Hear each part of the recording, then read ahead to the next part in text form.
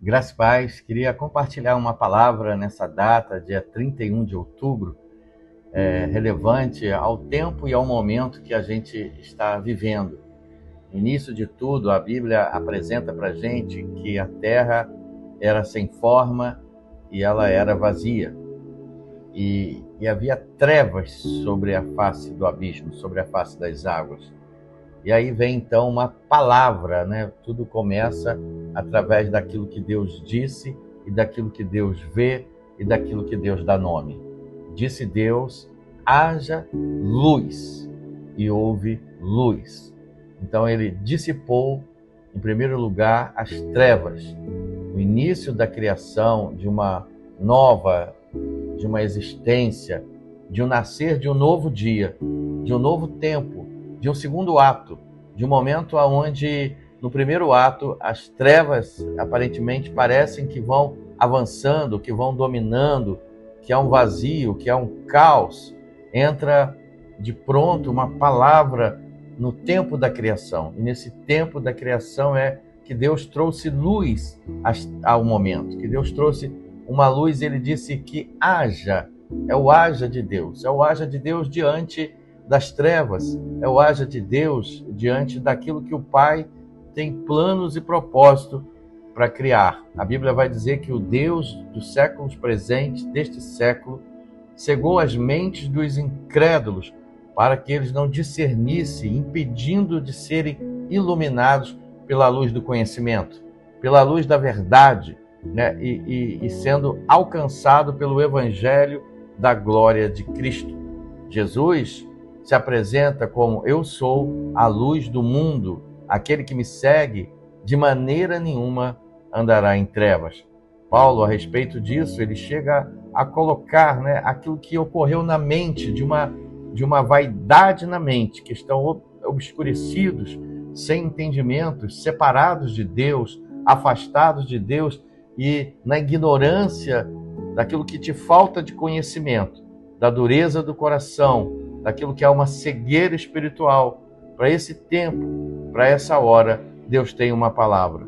E a palavra que Deus tem para esse momento é: haja luz, haja de Deus nessa hora. Então, o homem natural, diz a Bíblia em Coríntios, capítulo 2, 1 Coríntios 2,14, que o homem natural, ele não consegue compreender as coisas do Espírito, porque essas coisas vão lhe parecer uma loucura.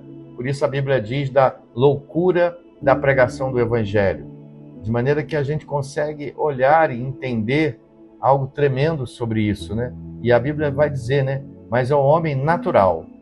O homem natural não vai compreender, não vai aceitar as coisas do Espírito, né? No início da criação, o Espírito Santo de Deus pairava sobre a face da terra. Havia trevas, né? Mas disse Deus: haja, né? O haja, o agir, a luz, para que a partir desta luz as coisas viessem a existir. Então a palavra de Deus vai dizer assim, porque para esse homem natural isso vai parecer loucuras, que eles não vão conseguir entender, para que não possam entendê-las, porque elas vão ter um discernimento através da iluminação, através dos sentidos, através da iluminação espiritual. A Bíblia também, em João, né, capítulo 1, verso 4, ele diz: nele estava a vida, e a vida era a luz dos homens. Então a luz, quando o Senhor se apresenta como o povo que estava em trevas, o próprio Isaías profetiza como seria Jesus, aquele que não tinha visão, aquele que não tinha entendimento, perspectiva, vida de uma nova criação, de um segundo ato, de um segundo momento. Ele afundou-se nas trevas. E aí a Bíblia vai dizer mais sobre isso. Nele estava a vida. Disse Deus: haja a vida de Deus. E a vida era a luz dos homens. E que a luz resplandece nas trevas, mas as trevas não a venceram. Então, a declaração para essa hora, a declaração para esse momento, 31 de outubro, que também se comemora o dia da reforma, o dia de uma reconstrução, o dia de um segundo ato, o dia de um levante para apontar alguém que iluminasse, que que desse clareza. Essa pessoa nada mais é do que Jesus. Ele é a luz. Como bem profetizou Isaías, o mundo que jaz no maligno, o mundo que estava em trevas, que está morto, plantado, né, afundado nas trevas, está tendo a oportunidade, pela loucura da pregação do Evangelho, para resplandecer o entendimento do conhecimento de Deus, para que o segundo ato venha a existir.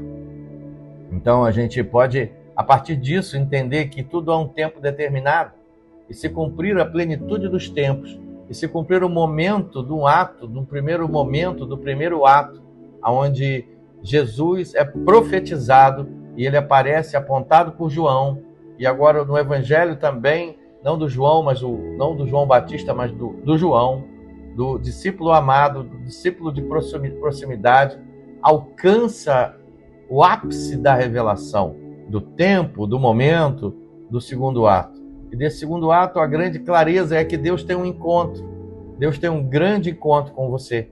Há um ciclo, há uma época, há um tempo que hoje nós estamos vivendo.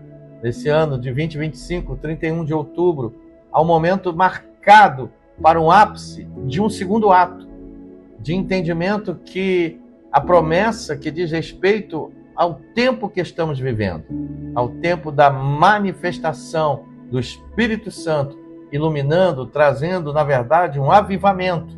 Chuvas de Deus estão prontas para caírem sobre nós, de um mover de um avivamento, de iluminar nesse tempo onde parece que as trevas aparentemente estão em crescimento. É nessa hora, quando o dia ou quando a noite está mais escura, é nesse momento que o Senhor está trazendo para nós esse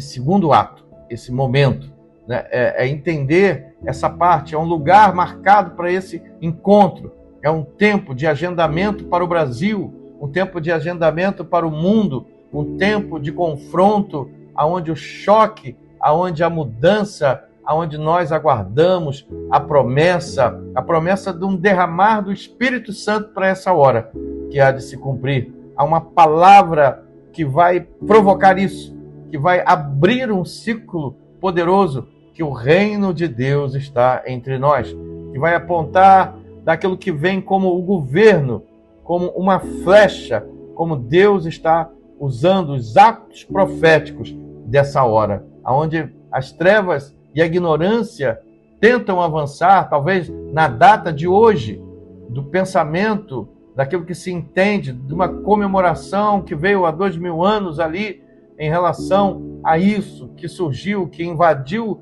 os Estados Unidos da América, e que se provoca um dia onde, de fato, eles estão marcando de uma história de alguém que ficou preso, né?